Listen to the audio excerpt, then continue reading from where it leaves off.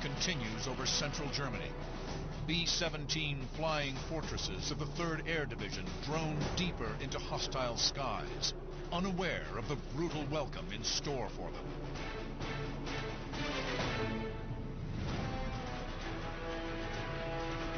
At 1 p.m., a squadron of Boeing B-17s close in on their target, an Me-262 fighter base at Parkham. 20-year-old pilot Bud Wentz flies in the lead squadron. The weather was beautiful. We were, our group, the 487th, was the lead group of the 4th Combat Wing. Elba pilot Klaus Hahn is heading out to intercept the Boeings. His thoughts are overwhelmed by the grim reality of his fate. The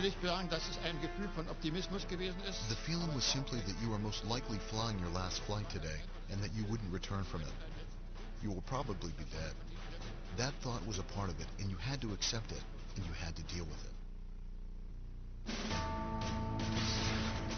April 7th, 1945. Sonderkommando Elba pilot Klaus Hahn searches the skies for a sign of American bombers. His mission seems suicidal. Use his own airplane as a battle axe to be thrown against the thin skin of the bomber. He has been separated by his comrades by engine trouble. Kamen 4 Maschinen auf mich zu. Suddenly 4 fighters were approaching me. I assumed that they were German Messerschmitts. Im Schwarmverband, also immer jeweils zu 4, das war die Flugformation. But they aren't Messerschmitts. 4 American P-51 Mustangs are closing head-on with Klaus Hahn. As part of Germany's ramming unit, Hahn's Bf-109 has been stripped of its protective armor and primary weapon. It wasn't a dogfight. It was a barrage.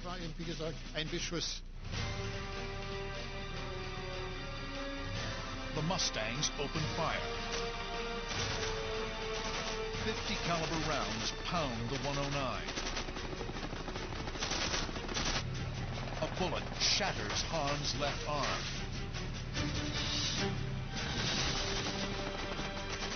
Hahn tumbles out of the sky, trailing thick black smoke. But he is not dead yet. He grips the stick with his good arm and struggles to recover from the spin. As he does, a stroke of luck. An American bomb group is directly below him. I can't say why I still rammed. Perhaps desperation. I won't say that it was courage. It was desperation. I've already made it this far. I can also get through a ramming. Ich will nicht sagen, dass es Mut gewesen ist. Es war Verzweiflung wahrscheinlich. 8,000 feet below Hahn, B-17 flying fortresses of the 487th Bomb Group are unaware that they've been targeted. 20-year-old pilot Bud Wentz is among them. We were the lead squadron in the lead group, so there's nothing in front of us except open air. And the planes were on each side of us, and when the formation was tight, they were about 10 to 12, 14 feet apart. Bud Wentz is here, in the middle of the bomber box. Klaus Hahn is here, diving at over 450 miles per hour on his target. Ignoring the blood and pain from his mangled arm, Klaus Hahn pulls out of his dive behind the formation.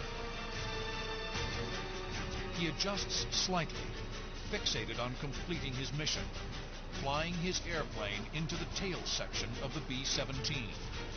Es hieß uns, es war vorgegeben, nach Möglichkeit den Bomber an der sogenannten Sollbruchstelle zu treffen. They instructed us to hit the bomber in the weakest part of the fuselage. An der ein Flugzeug, wenn es irgendwie notlandet oder sonst irgendetwas. A bomber's airframe was weakest at a point behind the wings, but forward of the ball turret. If rammed in this section, the aircraft would almost certainly break in half. Klaus Hahn unhooks his harness and rolls the Me-109 inverted. He hopes to fall out of the 109 before impact. He suppresses the urge to turn away. The canopy was still on. I don't know how it came off. It's beyond my knowledge. It all happened more or less subconsciously.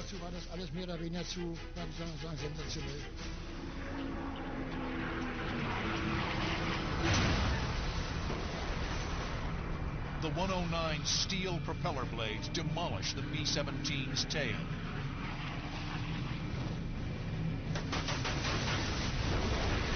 The mid-air collision throws Klaus Hahn from the cockpit like a rag doll.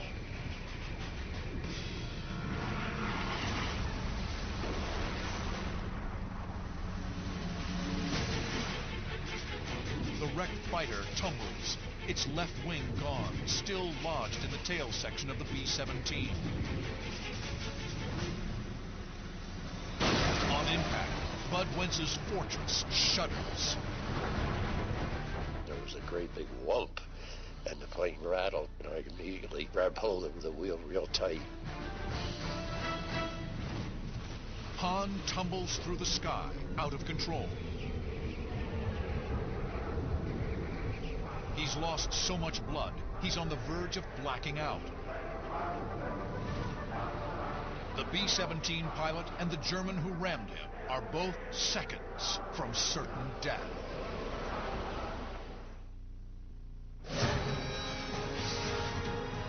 April 7, 1945.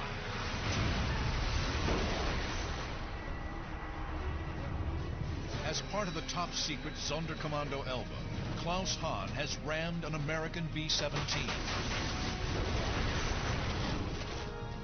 The collision has thrown him from his doomed fighter.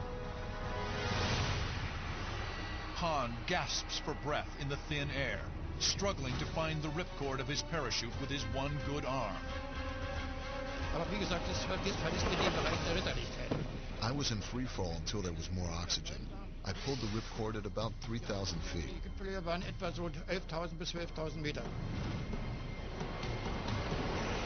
Though severely wounded, Hahn has survived the carnage of his ramming attack. He parachutes to safety. I was thinking, I did it.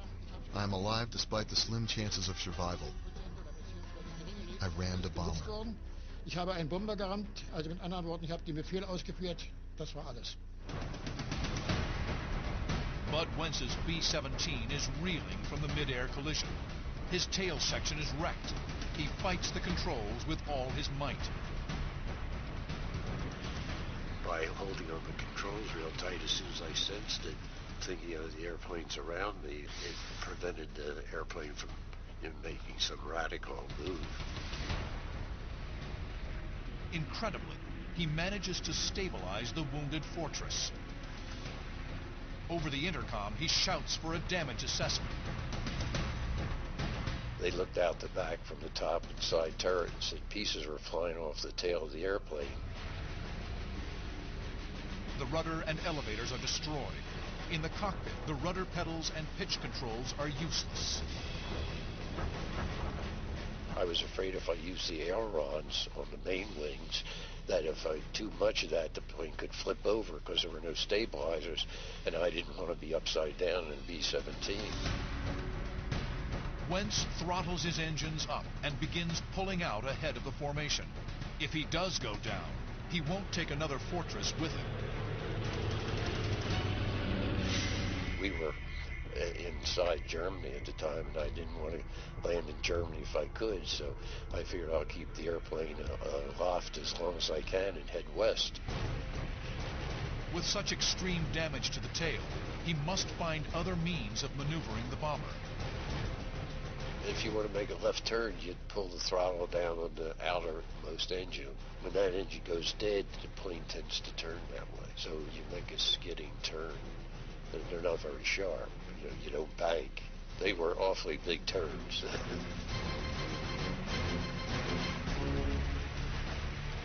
By carefully adjusting the throttles, Wentz manages to turn his wounded bomber westward, tail section still shedding debris. So we went for perhaps 20 minutes. And one of them said, there's a single runway with trees all around it, and I don't see any airplanes on it, but I'm sure it's a runway. displaying remarkable airmanship.